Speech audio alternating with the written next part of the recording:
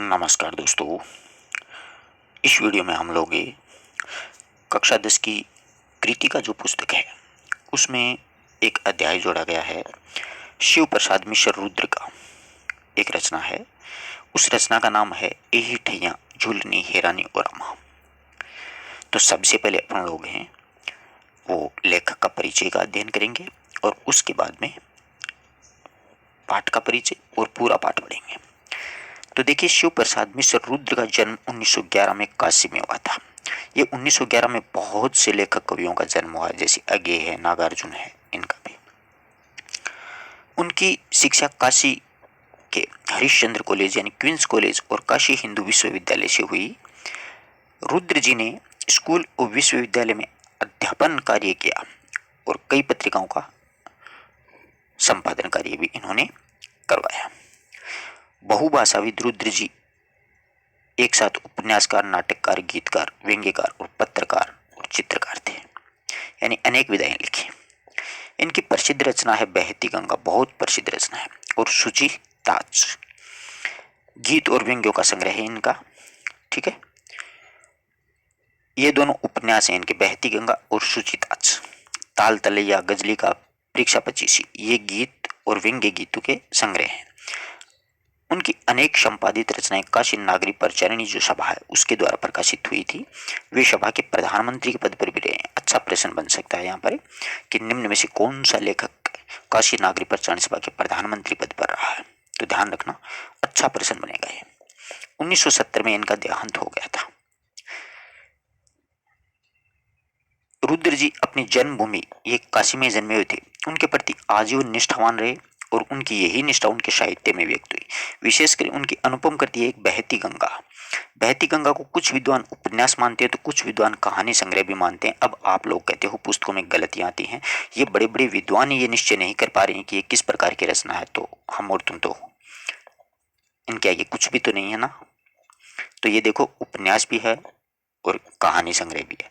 Option में आ गया एक में उपन्यास, एक में कहानी, एक में दोनों, तो दोनों वाला सही करना है। ठीक है, अब अपन देखेंगे पाठ का परिचय। ये ही ठैया झूलनी हेरानी और अमा बहुत ही प्यारी एक लव स्टोरी है, एक प्रेम कहानी है। देखना वो किस प्रकार का प्रेम था। और प्रेम में इंसान जो होता है ना, जो प्रेम करता है ना, वो सामने वाले प्रेमी के लिए सब कुछ अच्छा करने की कोशिश करता है। परंतु एक ईगो नाम की एक चीज होती है, जो सामने वाला है वो दूसरे प्रेमी के लिए उसको आकर्षित नहीं होना चाहता है, उसकी तरफ जाना नहीं चाहता है। समझ रहे हो ना बात को। वो सारी बात अपन पाठ पढ़ेंगे तो समझ में आएगी। सन 1952 में प्रकाशित हुई थी शिव प्रसाद सिंह रुद्र की अनूठी माने जाने वाली कृति एक बहती गंगा, जो काशी में 200 वर्षों तक 1750 से 1990 तक की कहानी है। इसमें विच्छिन्न जीवन प्रवाह की अनेक झांकियां हैं। उन्हीं झांकियों में से यहाँ से प्रश्न अच्छा बनेगा द्वितीय श्रेणी में कि ए ठैया झूलनी हैरानी और अमा शिव प्रसाद सिंह रुद्र की किस रचना से लिया गया है, तो ध्यान रखिएगा ये लिया गया है बहती गंगा रचना से। हे राम, ए ही ठैया झूलने हो रामा का मतलब होता है कि हे राम, इसी स्थान पर मेरी झूलने नामक यानी नाक के दोनों छिद्रों में पहने जाने वाली एक गहना है वो खो गया था। जैसे बाली एक तरफ पहनी जाती है, परंतु ये झूलनी जो होती है ना वो दोनों छिद्रों में पहनी जाती है। ठीक है, जैसे देखिएगा अपन कोशिश करेंगे, ये नाक है, आप कोशिश समझने की कोशिश कीजिए, ये नाक है, ऐसे ही होता है ना नाक। तो यहाँ से बीच में जो जगह होती है ना, इसमें मतलब बींद करके और वो पहनाई जाती है, ये झूलनी जो होती है वो। तो पहने जाने वाली एक झूलनी है वो खो गई है। काशी की बेफिक्री, साथ ही साथ में उखड़ बोली बानी का अपना एक रंग है और इसी रंग से विद्यार्थियों को रूबरू कराने के लिए यह कहानी संकलित की गई है। वैसे ये ध्यान रखना, ये विधा के रूप में पूछ ली जाएगी तो ये एक कहानी है, क्योंकि कुछ विद्वान बहती गंगा को कहानी में संग्रह मानते हैं तो कुछ उपन्यास मानते हैं। यहाँ पर कहानी दिया है तो अपन को तो एनसीईआरटी के अनुसार चलना पड़ेगा ना। आरपीएससी तो यही मानेगी, और हो सकता है आरपीएससी कभी कभी ऐसे ऐसे उत्तर भी मान लेती जो समझ से बाहर होते हैं। यही ठैया झूलनी हैरानी और अमा में यथार्थ और आदर्श एक दंत कथा और इतिहास मानव मन की कमजोरियों को उदात्ताओं की अभिव्यक्ति है, और यह है सब अभिव्यक्त हुआ है अपने विशिष्ट भाषागत प्रयोग एवं शैली शिल्प की नवीनताओं में। यह कहानी गीत संगीत के माध्यम से एक जगह है माध्यम से एक अलग तरह से प्रेम कहानी को अंजाम देती है। मैं आपको बताया था ना, लव स्टोरी है, प्रेम कहानी है, बहुत प्यारी है, आप अंत तक बने रहना। बनारस में एक्चुअल में क्या था, 4-5 के समूह में एक गाने वालियों की एक परंपरा रही है। यानी जो गाते हैं ना, उनकी एक परंपरा रही है कि एक तरफ वो गाते हैं, एक तरफ दूसरे वाले गाते हैं। इस प्रकार से वो एक ऐसी परंपरा बनी है। मतलब जैसे कव्वाली होती है ना, वैसे गोर हारिन, गोर हारिन मतलब एक गाने वाली जाति। परंपरा दुल्लारी बाई है एक और एक टुन्नू होता है 16-17 वर्ष का। दोनों के बीच में मतलब प्रेम संबंध हो जाते हैं, क्योंकि प्रेम तो अंधा होता है ना। दुल्लारी बाई इसी परंपरा की एक कड़ी है और उसका परिचय एक संगीत कार्यक्रम में 17 वर्षीय टुन्नू से हो जाता है, जो संगीत में उनका प्रतिद्वंदी था। देखो प्रेम एक्चुअल में कैसे होता है, दो खिलाड़ी होते हैं, एक इधर से एक इधर से, दोनों विपरीत टीम में हैं, परंतु इस वाली टीम में एक बहुत ही शानदार खेल रहा है, इस वाली टीम में भी एक शानदार खेल रहा है, तो दोनों का नैन मटक्का हो गया, आशिकी शुरू होगी, शादी हो जाती है, प्रेम हो जाता है। तो वो प्रतिद्वंदी था। टुन्नू और दुल्लारी के बीच में विकसित होता ये प्रेम गोपन नहीं था, यानी छुपाया हुआ था। एक तरफा भी हो सकता कभी कभी प्रेम, और प्रकट भी, यानी एक दुनियादारी को पता नहीं था, परंतु अंदर ही अंदर वो उकसा रहा था कि तुम उसको बोल दे। मानवीय भी है और अतिमानवीय भी, स्वीकृत भी है और अस्वीकृत भी है, क्योंकि समाज इनकी मान्यता नहीं देता ना। व्यक्तिक भी है और सामाजिक भी है, क्योंकि अगर वो शादी कर लेते तो वो सामाजिक हो जाएगा, अगर वो अलग अलग रहते हैं तो व्यक्तिक रहेगा। और अपने सारे अंतर विरोध के बाद, विरोध के साथ पतला दुलारी और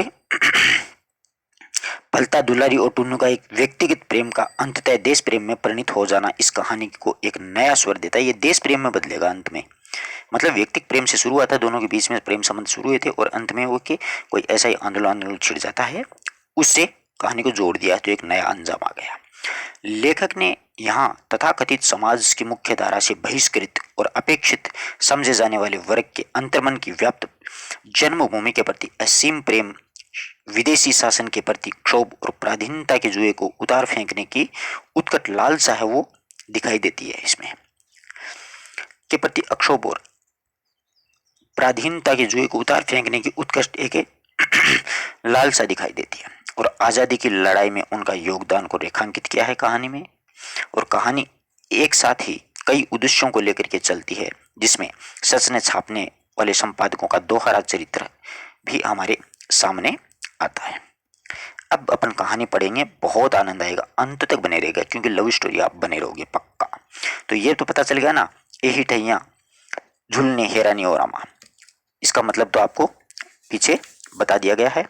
अगर आप लोगों को याद नहीं है तो एक बार से मैं फिर से इसको दोहरा देता हूँ कि हे राम, ये वही स्थान है जहाँ पर मेरी झुलने नामक जो नाक में पहने जाने वाली आभूषण है वो खो गया था।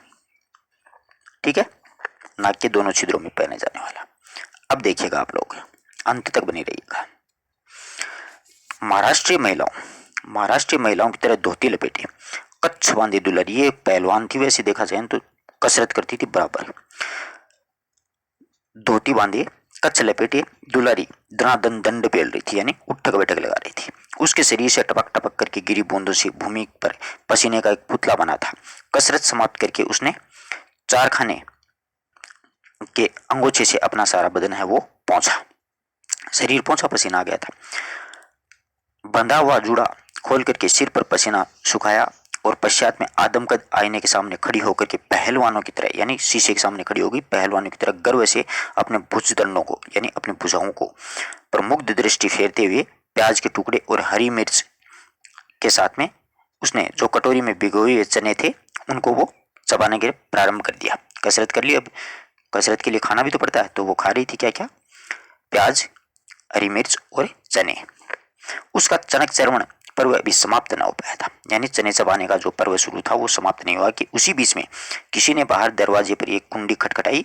दुलारी ने जल्दी जल्दी से कच्छ खोला और बाकायदा धोती पहनी और केस समेट करके करीने से, यानी तरीके से बांध लिए, और तब दरवाजे की खिड़की खोल देती है। अब क्या था देखो, बगल में बंडल्स की कोई एक चीज दबाया था। दरवाजे के बाहर टुन्नू खड़ा था, उसकी दृष्टि शर्मीली थी क्योंकि वो प्रेम का इजहार करने आया था। इजहार करता है तो आवाज नहीं निकलती है, कप आ जाती है। और उसने पतले होठों की झेप भरी फीकी मुस्कुराहट ली और विल्लोल, विल्लोल का मतलब चंचल या अस्थिर आंखों से टुन्नू की आंखों से मिलती हुई दुलारी बोली, तुम फिर क्यों आए हो यहाँ पर? टुन्नू, मैंने तुम्हें यहाँ आने के लिए मना किया था ना, कि मैंने मना कर दिया, फिर तू क्यों आया है? अब ये होली का त्योहार आता है, उस पर ये उसको साड़ी देने के लिए जाता है बेचारा, अपने प्रेम का प्रतीक के रूप में। टुन्नू की मुस्कुराहट उसके होठों में विलीन हो गई, क्योंकि सामने वाला प्रेमी जब ये कह देता तो थोड़ा सा दुख तो होता ही है। उसने गिरे हुए मन से उत्तर दे दिया, साल भर का त्योहार था, इसलिए मैंने सोचा कि, कहते हुए उसने बगल में बंडल निकाला और उसे दुलारी के हाथों में दे दिया कि मैंने सोचा कि ये साल भर का त्योहार है होली, क्यों ना आपको एक साड़ी दे दूं। दुलारी बंडल लेकर के देखने लगी और उसमें क्या थी, ये देखो, ये गेट पर खड़ा है ना बेचारा, बगल में बंडल छपाए हैं, ये दुलारी है। उसने देखा उसमें क्या था कि खद्दर की साड़ी थी। क्या थी? खद्दर की साड़ी लपेटी हुई थी। टुन्नू ने कहा, यह खास गांधी आश्रम से बनी हुई है। तो यहाँ पर पूछा जा सकता है किस त्योहार पर गया, तो ध्यान रखिएगा होली के त्योहार पर। कहाँ पर बनी हुई है साड़ी, ये पूछा जा सकता है, तो खास गांधी आश्रम से बनी हुई है खद्दर की। लेकिन इसे तुम मेरे पास क्यों लाए हो? दुलारी कहती है। दुलारी ने कड़े स्वर में पूछा। टुन्नू का शीर्ण वदन, वदन होता है मुख, बदन होता है शरीर। शीर्ण वदन का मतलब होता है मुरझा जाना, मुख यानी कुमलाया सा उदास सा चेहरा हो गया, वह भी सूख गया था। उसने सूखे हुए गले से कहा, मैंने बताया ना कि होली का त्योहार था, कि यार मैंने बताया तो था आपको कि होली का त्योहार है, इसलिए मैं थोड़ा सा आपके लिए ले आया। प्रेमी तो प्रेमी के लिए कुछ ना कुछ तो लेके ही जाता है ना, पर प्रेमिका होती है ना, वो थोड़ी सी उखड़ होती है। टुन्नू की बात काटते हुए दुलारी चिल्लाई, होली का त्योहार था तो तुम यहाँ क्यों आए हो? जलने के लिए क्या? तुम्हें कहीं और चिता नहीं मिली जो मेरे पास दौड़े चले आए? बेचारी को गुस्सा कर दिया। वो कितने विचार अपने मन में भर के लाया था, प्रेम भरे संदेश उसके लिए लाया था, परंतु ठुकरा दिया। बड़ा दुख होता, बड़ा दिल टूटता है ऐसी बातों से। तो आगे देखो, तुम मेरे मालिक हो, बेटे हो या भाई हो, कौन हो? खैरियत चाहते हो तो यहाँ से अपने इस कफन को लेकर के यहाँ से सीधे चले जाओ। बेचारे को बहुत बुरी तरह डांट दिया। अब प्रेमिका प्रेमी को ऐसा बोल देगी तो बेचारा क्या कर सकता है? प्रेमी हमेशा ही बेचारा ही होता है, ये प्रेमिकाएं ज्यादा टॉर्चर करती हैं उनको। और उसने उपेक्षापूर्ण धोती टुन्नू के पैरों में फेंक दी। कितनी बड़ी बेइज्जती हुई होगी बेचारे की। टुन्नू की काजल में यानी आंखों में काजल लगा होता है, काजल लगी बड़ी बड़ी आंखों में अपमान के कारण आंसू भर आए, क्योंकि उसके मन में अरमान थे, अरमान है, वो अपमान के कारण अरमान आंसुओं में बह गए, है ना। आगे देखो, उसने सिर झुकाए हुए आर्द्र कंठ में यानी सूखे हुए गले से दर्द भरी आवाज से बोला, मैं तुमसे कुछ मांगता तो हूं नहीं। देखो बेचारा कहता है कि मैं तुमसे कब मांग रहा हूं कि तुम मुझे धोती चोला करवा के दो, मैं तो तुम्हारे लिए साड़ी लेकर के आया हूं यार। पत्थर की देवी भी अपने भक्त की भेंट को नहीं ठुकराती है, वो फिर तुम तो हाड़ मांस की बनी हुई हो यार, कम से कम थोड़ा तो समझो। सही बात कह रहा ना बेचारा, परंतु वो नहीं मानती है। वो यहाँ पर दुलारी के ईगो आ रहा है, देखना। हाड़ मांस की बनी हूं तो तभी तो, दुलारी ने कहा कि हाड़ मांस की बनी हूं तभी तो ठुकरा दिया मैंने तुझे। टुन्नू ने जवाब नहीं दिया। उसकी आंखों से कज्जल मलिन आंसुओं की बूंदें नीचे सामने पड़ी हुई धोती पर टप टप टपक रही थी। दुलारी कहती जा रही थी, वो बेचारा रो रहा था और ये बकबक कर रही थी। टुन्नू पाषाण प्रतिमा यानी पत्थर की मूर्ति बना हुआ दुलारी का भाषण सुनता रहा और उसने इतना ही कहा, मन पर किसी का बस नहीं होता है। बहुत बड़ी बात कह दी है यहाँ पर टुन्नू ने, क्योंकि दिल किसी पे भी आ जाता है, मन पर किसी का बस नहीं होता है, वह रूप या उम्र का कायल नहीं होता। बहुत बड़ी बात है, यानी शादीशुदा पे भी आ सकता है और कुंवारी पर तो आना ही आना है। आगे देखो, और कोठरी से बाहर निकल गया और कह भी क्या सकता था। वह धीरे धीरे सीढ़ियां उतरने लगा। दुल्लारी भी खड़ी खड़ी उसे देखती रही और उसकी भौहें अब वक्र हो गई, टेढ़ी हो गई। गुस्सा आ गया उसको। तुरंत नेत्रों के कौतुक और कठोरता का स्थान वो करुणा और कोमलता ने ग्रहण कर लिया, क्योंकि ये भी अंदर से प्यार करती थी। बस ईगो नाम की जो चीज होती है ना, वो इस दुल्हारी को रोक रही थी। अब वो करुणा में बदल गई। उसने भूमि पर पड़ी हुई धोती उठाई और उस पर काजल से सने हुए आंसुओं के धब्बे जो पड़े हुए थे उसे बार बार, उसने एक बार गली में जाते हुए टुन्नू की ओर देखा। अगर वो प्रेम नहीं करती तो बिल्कुल नहीं देखती ना, परंतु करती थी। और फिर उसने स्वच्छ धोती पर पड़े हुए धब्बों को बार बार चूमने लगी। काश उसका माथा ही चूम लेती, बेचारे का दिल खुश हो जाता, उसका 1.5 शेर खून बढ़ जाता, पर ऐसा नहीं किया। ईगो था। ये पहला परिच्छेद शुरू होता है। अब देखो कहाँ मिली थी, मुलाकात हुई टुन्नू और दुलारी की। अब शुरू होती है कहानी। अब देखो, दुल्लारी के जीवन में टुन्नू का प्रवेश अभी वे कुछ 6 मास हुए थे। यहाँ पर प्रश्न अच्छा बनता है कि कितने महीने पहले टुन्नू और दुलारी की मुलाकात हुई थी 6 महीने पहले। कहाँ पर हुई थी? पिछली भादों में तीज के अवसर पर। किस त्योहार का वर्णन है? तीज के अवसर पर। दुलारी खोजवा बाजार में गाने गई थी। एक खोजवा जगह का नाम है, वहां पर वो गाने के लिए गई थी। दुक्कड़, दुक्कड़ एक वाद्य यंत्र होता है, ध्यान रखना। एक्चुअल में दुक्कड़ क्या होता है कि शहनाई के साथ बजाया जाने वाला एक तबले जैसा वाद्य यंत्र होता है। दुक्कड़ पर गाने वालियों में दुलारी की महती ख्याति थी, यानी बहुत भयंकर कलाकार थी। उसने पद्य के सवाल जवाब करने की अद्भुत क्षमता थी दुलारी में। और कजली, ये कजली क्या होता है? एक तरह का लोकगीत होता है जो भादों की तीज पर गाया जाता है। कजली गाने वालों में बड़े बड़े विख्यात शायरों ने उसकी कोर दबती थी, यानी सभी शर्माते थे दुलारी के सामने, क्योंकि वो इतने खतरनाक कथन बोला करती थी। इसीलिए उसके मुंह पर गाने में सभी घबराते थे। और उसी दुलारी ने कजली दंगल में अपनी ओर से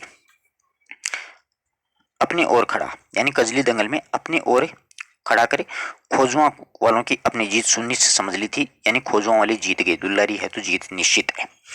परंतु जब साधारण गाना हो चुकने के बाद में सवाल जवाब के लिए दुक्कड़ पर चोट पड़ी, यानी सवाल जवाब करते हैं ना जैसे कव्वालियों में करते हैं, अपने हरियाणा वाले कलाकार करते हैं, वैसे ही चोट पड़ी तो विपक्ष में, सामने वाले यानी प्रतिद्वंदी विपक्ष में 16-17 वर्ष का एक लड़का गोनहारियों, गोनहारियों होता है गाने का पेशा करने वाली एक जाति होती है, उसको गोनहारियों बोलते हैं। उनकी गोल में से सबसे आगे खड़ी दुलारी की ओर हाथ उठा करके ललकार करके उठा एक 16-17 साल का लड़का, वो टुन्नू ही था। रनिया ले परमेश्वरी लोटे, परमेश्वरी नोटे। आवाज़ मेरी भी बहुत शानदार है, आप लोग इस लोकगीत को सुनिएगा, अच्छा लगेगा।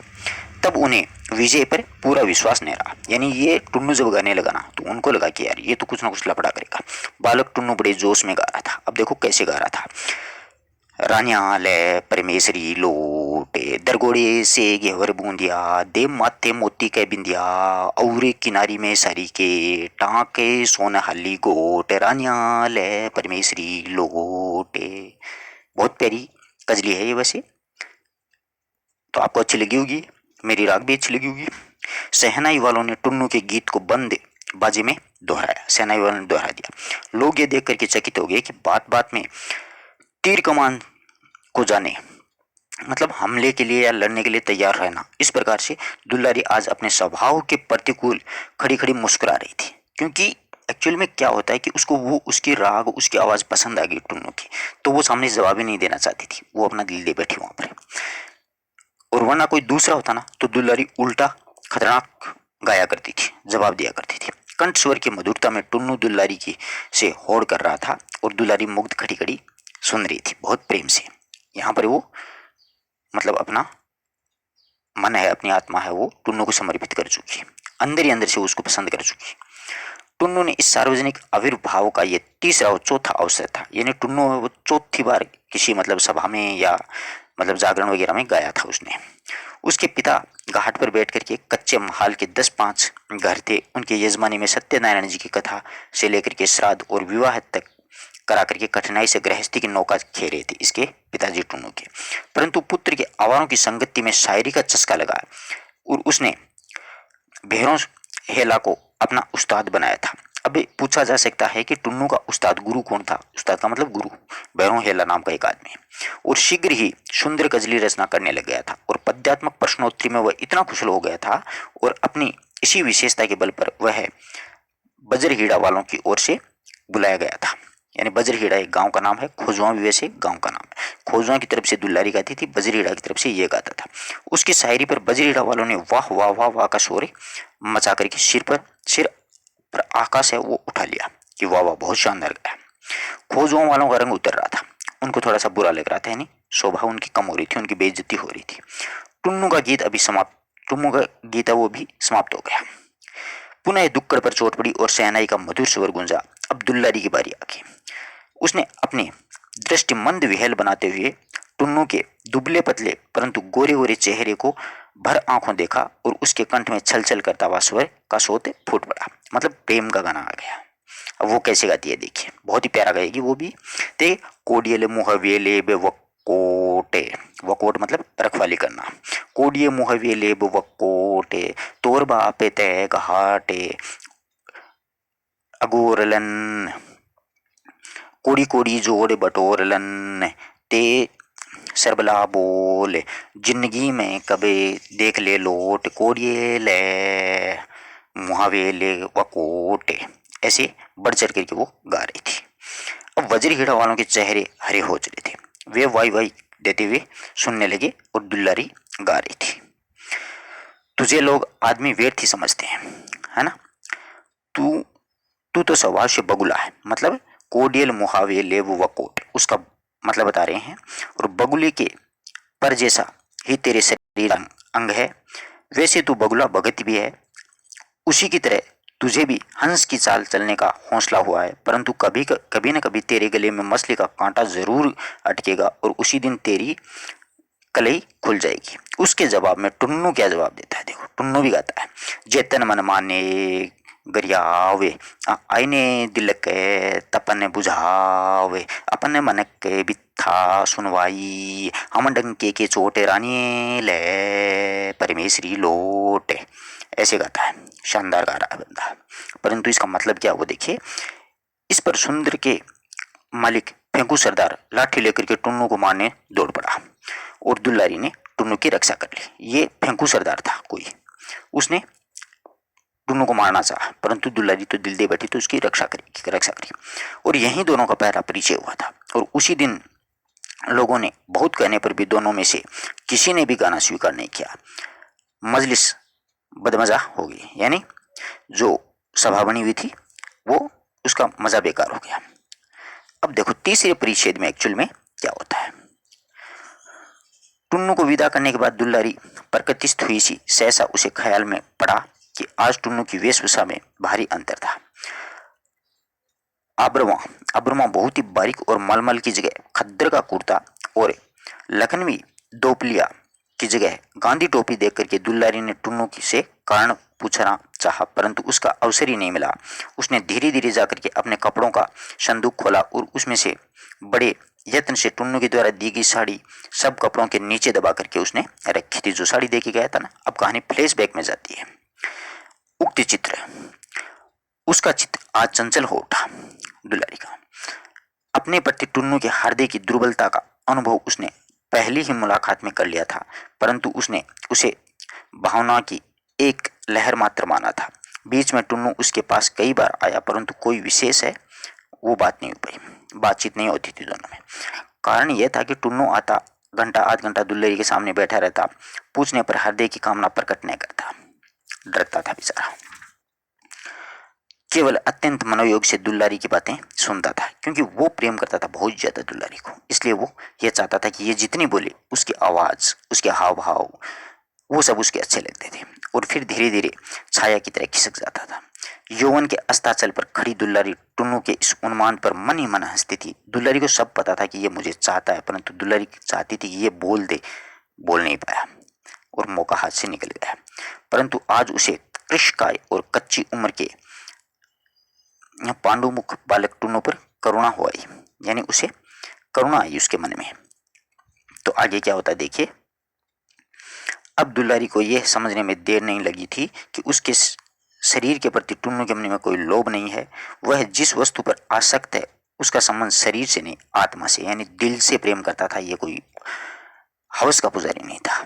उसने आज ये अनुभव किया कि आज तक उसने टुन्नू के प्रति जितनी उपेक्षा दिखाई है वह सब कृत्रिम थी, यानी दिल से नहीं थी। सच तो यह है कि हृदय के एक निभृंत कोने में टुन्नू का आसन दृढ़ता से स्थापित है। टुन्नू के लिए दिल में जगह हो चुकी है, फिर भी वह तथ्य स्वीकार करने के लिए प्रस्तुत नहीं है। वह सत्यता का सामना नहीं करना चाहती। वह घबरा उठी, विचार की उलझन से बचने लगी। उसने चूल्हा जलाया और रसोई की व्यवस्था में जुट पड़ी। त्यों ही धोतियों का एक बंडल लिए फेंकू सरदार ने अपनी कोठरी में उसकी कोठरी में प्रवेश किया। दुल्लारी ने धोतियों का बंडल देख उधर से दृष्टि फेर ली और फेंकू ने बंडल उसके पैरों के पास रख दिया और कहा, देखो तो ये कितनी बढ़िया धोतियाँ, यानी बहुत बढ़िया बढ़िया धोतियाँ। ये फेंकू सरदार है ना, वो हाउस का पुजारी है, बेकार आदमी है। वो दुल्लारी को वैसे चाहता है। बंडल पर ठोकर जमाते हुए दुल्लारी ने कहा, तुमने तो होली पर साड़ी देने का वादा किया था, वह वादा तीज पर पूरा कर दूंगा। अब ये कह रहा है वह वादा तीज पर देखेंगे, एक बार ये काम चला ली इसी साड़ी से। आजकल रोजगार बड़ा मंदा पड़ गया है, फेंकू समझाते हुए कहा।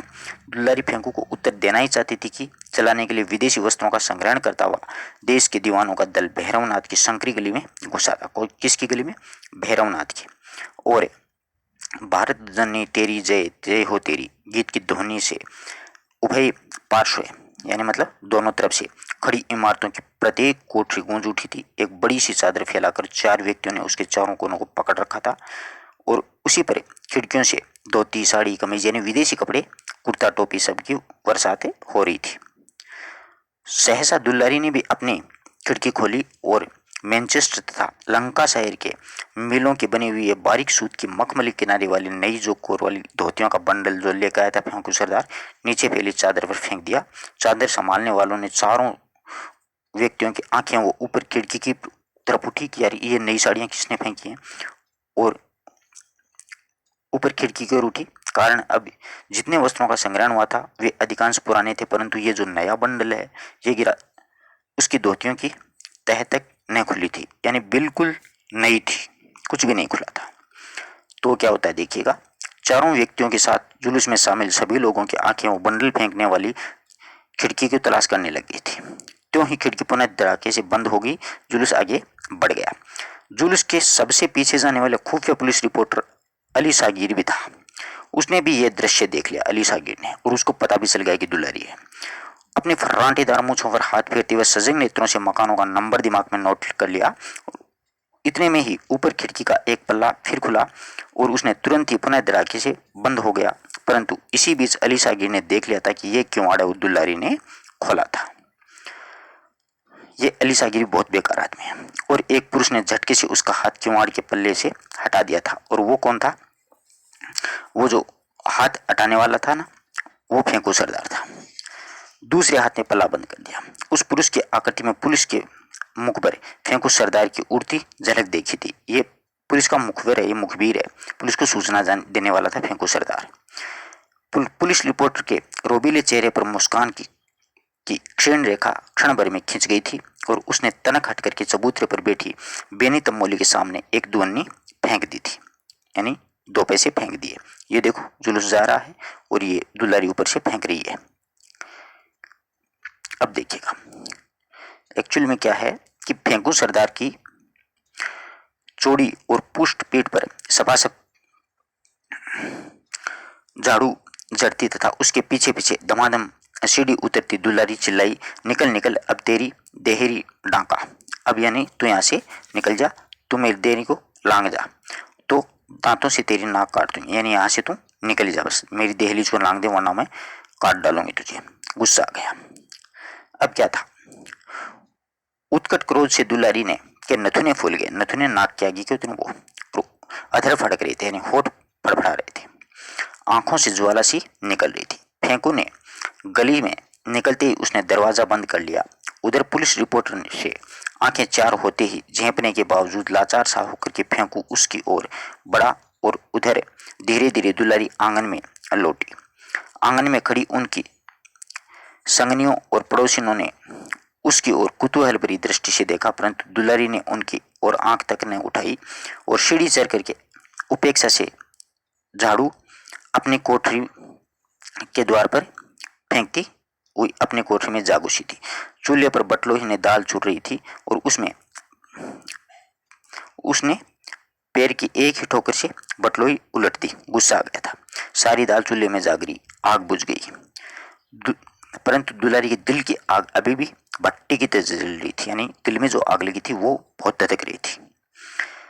पड़ोसिनों ने उसकी कोठरी में आकर के आग बुझाने के लिए मीठे वचनों की जलधारा गिराना प्रारंभ किया। फलस्वरूप वह ठंडी भी होने लग गई थी, यानी जो गुस्सा आ रहा था वो थोड़ा थोड़ा शांत हो गया। दुलारी बोली, तुम ही लोग बताओ, कभी टुन्नू को यहाँ आते आपने देखा है कि टुन्नू यहाँ पर कभी आया था? नहीं आया था। यह तो आधी गंगा में खड़े होकर के भी कह सकते हैं कि टुन्नू यहाँ कभी नहीं आता है। झिंगूर की माँ ने कहा, उधर से क्या था, झिंगूर की माँ ने कहा, वह ये बात बिल्कुल भूल गई थी कि उसने कुल 2 घंटे पहले टुन्नू को दुलारी के कोठरी से निकलते देखा है। झिंगूर की माँ की बात सुन करके अन्य जो स्त्रियां हैं होठों से मुस्कुराई, परंतु किसी ने प्रतिवाद नहीं किया, यानी कोई उत्तर है वो नहीं दिया था किसी ने, कि चलो कोई बात नहीं, आके चला गया था। वो लोग हैं, अन्य किसी ने कोई प्रतिवाद नहीं किया। दुलारी पुनः शांत होकर के चली गई। इतने में कंधे पर जाल डाले 9 वर्षीय बालक झिंगूर ने आंगन में प्रवेश किया। झिंगूर की माँ बात कर रही थी ना, वो झिंगूर आता है। और आते ही उसने प्रवेश किया और आते ही ताजा समाचार सुनाया, टुन्नू महाराज को गोरे सिपाहियों ने मार डाला। अब वो टुन्नू था ना, उसको मार डाला, और लाश है वो भी उठा करके ले गए, यानी लाश है उसको भी उठा करके ले गए, और गोरे सिपाहियों ने मार डाला उसको, यानी अंग्रेजों ने मार डाला। और कोई दिन होता तो दुलारी इस समाचार पर हंस पड़ती, परंतु टुन्नू को 2-4 गालियां भी सुनाती। परंतु आज ये संवाद सुनकर के स्तब्ध हो गई, क्योंकि वो अंदर से प्रेम करती थी, दिल से प्रेम करती थी, और वो ऊपर से गुस्सा भी करती थी उस पर, यानी जड़ सी हो गई वो स्तब्ध। उसने यह भी न पूछा कि यह घटना कहाँ और किस तरह हुई। कभी किसी बात पर न पसीजने वाला उसका जो हृदय था वो आज कातर हो गया, और सदैव मरुभूमि की तरह धू धू जलने वाली उसकी आंखों में मेघमाला गिराई। वो रोने लग गई, क्योंकि प्रेमी दोनों होते हैं, दर्द दोनों को महसूस होता है, परंतु बस वो ईगो बता रहा हूं ना, वो ईगो आड़े आ जाता है कहीं कहीं, इस कारण वो उसको गुस्सा करती थी। और आज वो ईगो है वो निकल गया, क्योंकि वो इंसान इस दुनिया में नहीं रहा था। उसने पड़ोसियों की निगाहों से अपने आंसुओं को छिपाने का कोई प्रयत्न नहीं किया था। अब वो प्रयत्न नहीं करेगी, अब वो खुल के बताएगी उसके बारे में। पड़ोसियों की कर्कशा दुलारी के हृदय की यह कोमलता देख दंग हो गई। उन्होंने दुलारी के इस आचरण को बार बार वनिता सुलभ अभिनय मात्र समझा, और बिट्टो ने दिल लगी भी की थी। मुझे लुका छिपी फूटी आंखें नहीं सुहाती, मैंने तो आज तक जो कुछ भी किया है सब डंके की चोट किया है। दुलारी ने कहा कि मैंने सब कुछ डंके की चोट पर किया है, मैं किसी से डरती नहीं हूँ। वह उठी और सबके सामने संदूक खोली, और जो टुन्नू ने जो साड़ी भेंट की थी ना, उसमें जो साड़ी दी, उस आंसू में काले धब्बों वाली खद्दर की धोती निकाली और वह पहन ली। और उसने झिंगूर को बुला करके कहा, टुन्नू कहाँ मारा गया? झिंगूर ने बताया, टाउन हॉल में। तो यहाँ पर प्रश्न बनता है कि उसकी डेड बॉडी कहाँ पर पड़ी थी? टाउन हॉल के पास में पड़ी थी। और जब वह टाउन हॉल जाने के लिए घर से निकली तो दरवाजे पर ही थाने जी मुंशी के साथ फेंकू सरदार भी आकर के वहां पर दुल्लारी को थाने जाना होगा कि उसको पकड़ के लेके बेचारी को।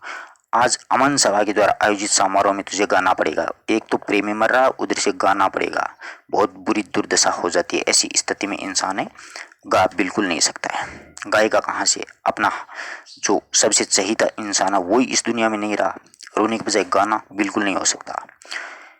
रिपोर्ट की कॉपी मेज पर पटकते हुए प्रधान संवाददाता ने समाचार पत्र के पत्रकार जी आगे उसने अपने सहकर्मी को डांटा, शर्मा जी आप तो अखबार की रिपोर्टरी छोड़ करके चाय की दुकान खोल लेते तो अच्छा होता। संवाद संग्रह है तो आपके बूते की बातें नहीं जान पड़ती है। भयभीत शर्मा जी ने गड्ढे में कोड़ी खेलती हुई अपने आंखों से चश्मा उतार करके उसे कुर्ते से पोंछते हुए ये पूछा, क्यों, क्या हुआ? कि क्या बात हो गई? ऐसा मैंने क्या कर दिया?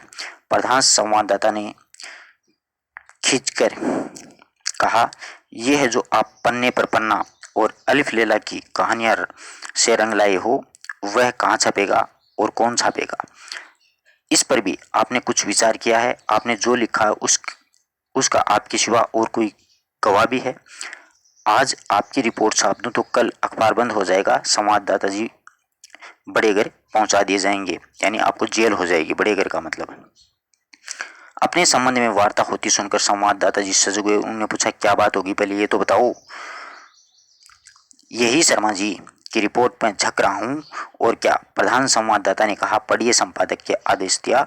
तो वह प्रधान संवाददाता की रिपोर्ट की कॉपी है शर्मा जी की और बढ़ाते हुए कहा कि लीजिए आप ही पढ़कर सुनाइए। वह शीर्षक भी पढ़ दीजिएगा जो आपने संवाद पर लगाया है। क्या शीर्षक है? उसने शीर्षक लिखा था, यही ठैया झूलनी हैरानी और रामा। झेप भरी मुद्रा में शर्मा जी ने कहा और फिर धीरे धीरे वह रिपोर्ट पढ़ने लगे। कल 6 अप्रैल को नेताओं की अपील पर नगर में पूर्ण हड़ताल रही।